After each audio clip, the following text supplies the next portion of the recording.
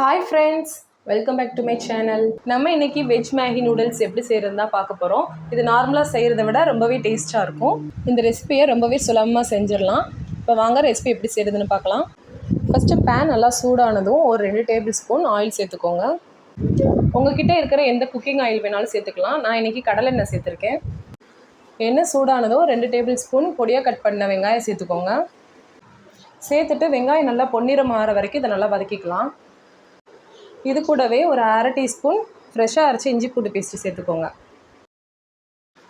இஞ்சி பூண்டு பேஸ்ட்டோட ராஸ்மல் போகிற அளவுக்கு இதை நல்லா வதக்கிக்கலாம். இப்போ இது கூட ஒரு பச்சை மிளகாவை இந்த போல் நறுக்கிட்டு சேர்த்துக்கோங்க.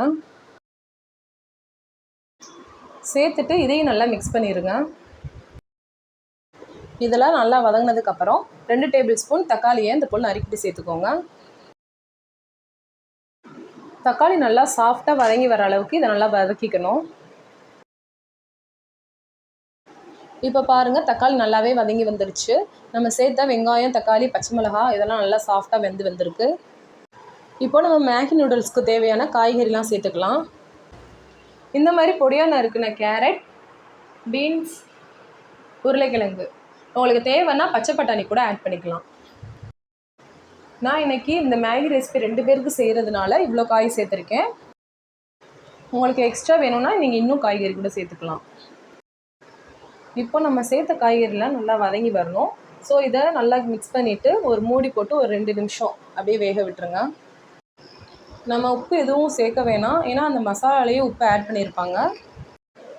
இப்போது 2 நிமிஷம் ஆயிடுச்சு. நம்ம காய்கறிலாம் சூப்பராக வெந்து வந்திருக்கு. இப்போ ஒன் டைம் இந்த மாதிரி நல்லா கிளறி விட்டுக்கோங்க.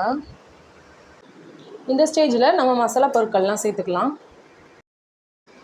1/4 டீஸ்பூன் மஞ்சள் தூள், 1 டீஸ்பூன் மிளகாய் தூள். உங்களுக்கு தேவைன்னா இந்த ஸ்டேஜில் கரம் மசாலா கூட சேர்த்துக்கலாம். நான் இன்றைக்கி கரம் மசாலா சேர்க்கலை. சேர்த்துட்டு இதை நல்லா மிக்ஸ் பண்ணிக்கோங்க. ஸ்டவ் லோ ஃப்ளேம்லேயே இருக்கட்டும். மசாலாவோட ராஸ்மல் போகிற அளவுக்கு இதை நல்லா வதக்கி விட்டுக்கோங்க. அடி பிடிக்கிற மாதிரி இருந்துச்சுன்னா கொஞ்சமாக தண்ணி சேர்த்துட்டு நீங்கள் கிண்டி விட்டுக்கோங்க. இப்போது மசாலாவோட ராஸ்மல் போனதுக்கப்புறமா இதுக்கு அளவு தண்ணி சேர்த்துக்கலாம். நான் 2 பேருக்கு மேகி செய்யணும்னு சொல்லியிருந்தேன், அதனால் 1.5 கப் அளவுக்கு தண்ணி சேர்த்துருக்கேன்.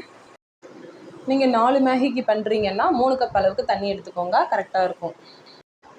இப்போது ஹை ஃப்ளேமில் வச்சுட்டு தண்ணி லேசாக சூடாகி வர அளவுக்கு வெயிட் பண்ணலாம். தண்ணி நல்லா சூடானதுக்கப்புறமா நம்ம மேகியை உடச்சி உள்ளே சேர்த்துக்கலாம். மேகியை சேர்க்கும்போது இந்த மாதிரி 2ஆக மட்டும் உடச்சி சேர்த்துக்கோங்க, அதான் நல்லாயிருக்கும்.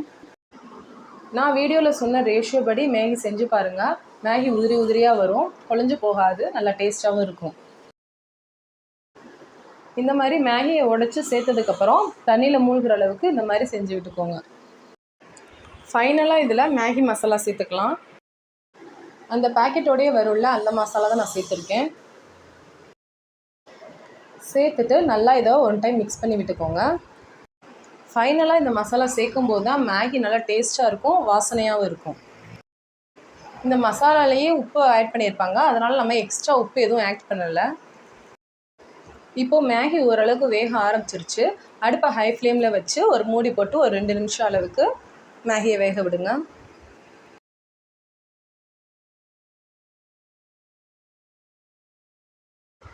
இப்போ 2 நிமிஷம் ஆயிடுச்சு. மேகியும் நல்லா ரெடியாக இருக்குது. நீங்களே பாருங்கள், பார்க்கும்போதே உதிரி உதிரியாக ரொம்பவே சூப்பராக பர்ஃபெக்டாக கலர்ஃபுல்லாக ரெடியாக இருக்குது.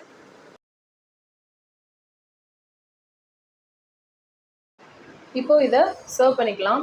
கடைகளில் கிடைக்கிற மாதிரியே ஒன்றோட ஒன்று ஒட்டாமல் நல்லா சூப்பராக ரெடியாக இருக்குது. கண்டிப்பாக இந்த ரெசிபியை பண்ணி பாருங்கள். ரொம்பவே ஈஸியான வேலை தான், சிம்பிளாக செஞ்சிடலாம், ரொம்பவே டேஸ்ட்டாகவும் இருக்கும். ஓகே ஃப்ரெண்ட்ஸ், வீடியோ பிடிச்சிருந்தா லைக் பண்ணுங்கள், கமெண்ட் பண்ணுங்கள், ஷேர் பண்ணுங்கள், சப்ஸ்கிரைப் பண்ணுங்கள். Thank you friends.